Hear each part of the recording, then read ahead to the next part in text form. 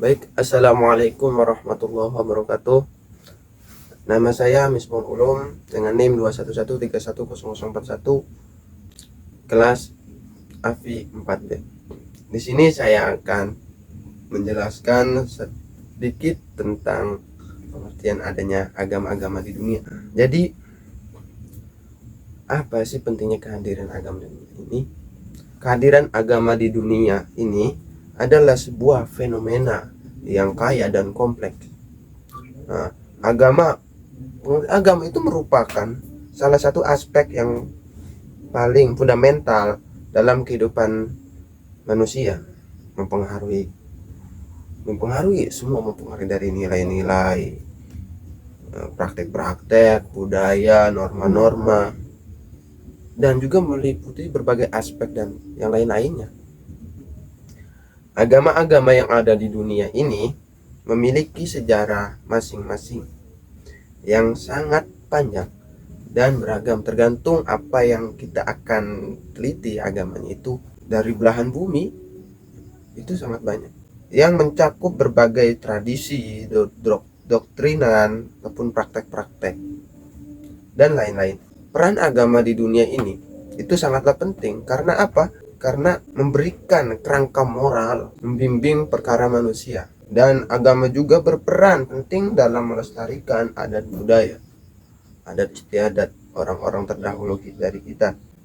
Selanjutnya saya akan menjelaskan tentang pengertian agama, asal muasal agama, dan agama-agama apa aja sih yang ada di dunia ini, baik dari yang terdahulu ataupun sampai sekarang yang masih ada.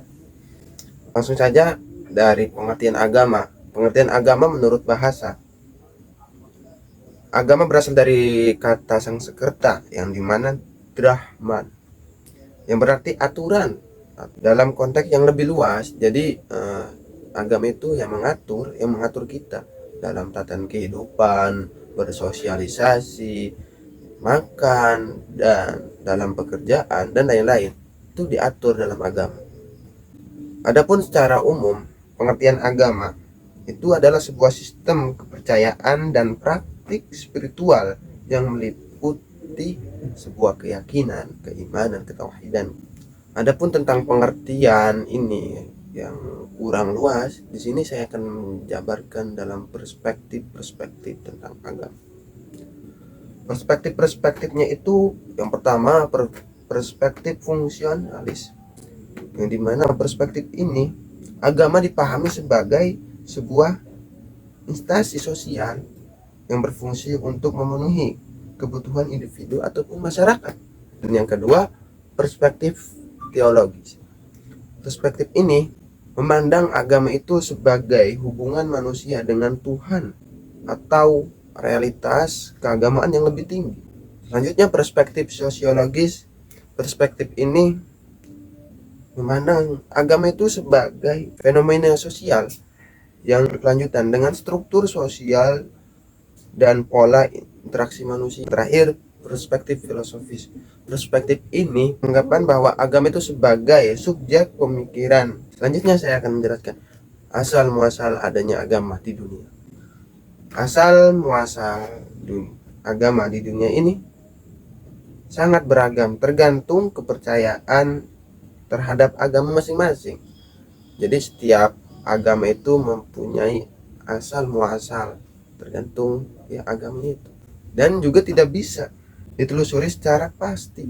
Jadi masih ada kebimbangan dalam meneliti sebuah sejarah asal muasalnya agama, karena banyak sekali pandangan-pandangan dan faktor-faktor sejarah. Adapun menurut para ahli teori tentang asal muasalnya agama, melibatkan hutan manusia terhadap alam dan kekuatan alam yang tidak diketahui. Jadi seakan-akan manusia itu berpikir secara individu, wah apa nih, wah kok bisa kayak gini gitu, dan itu terciptanya sebuah kepercayaan. Adapun teori-teori yang menjelaskan tentang asal muasalnya agama, yang pertama, teori evaluasi. Teori ini, manusia memiliki kecenderungan alami untuk mencari arti dan tujuan dalam sebuah kehidupan, serta menjelaskan fenomena-fenomena alam. Yang kedua, teori fungsi. Jadi dalam teori ini agama itu muncul sebagai sarana untuk memenuhi kebutuhan masing-masing. Dan yang ketiga, teori pemahaman mistis. Pemahaman mistis. Jadi dalam teori ini berpendapatan bahwa agama muncul dari pengalaman-pengalaman mistis ataupun norma-norma sosial. Selanjutnya, teori fungsionalis. Dalam teori ini agama muncul sebagai cara untuk menjawab pertanyaan-pertanyaan fundamental tentang keberadaan manusia yang ada di dunia ini. Di sini saya akan menyebutkan beberapa agama yang ada di dunia. Yang pertama, agama Islam yang awal mulanya muncul di daerah Timur Tengah di kota Mekah. Yang kedua, agama Zoroastrianisme. Agama ini awal mulanya muncul pada negara Persia kuno. Jadi bisa dikatakan agama Zoroastrianisme ini agama sangat kuno menurut para ahli teori. Tiga, agama Yahudi awal mulanya muncul di daerah Timur Tengah, yang dimana daerah Timur Tengah itu di daerah Israel ataupun Palestina. Dan yang keempat, agama Kristen. Agama Kristen ini awal mulanya muncul di daerah Palestina. Dan yang kelima, agama Shinto. Agama Shinto ini muncul sejak 2000 ataupun 3000 tahun yang lalu.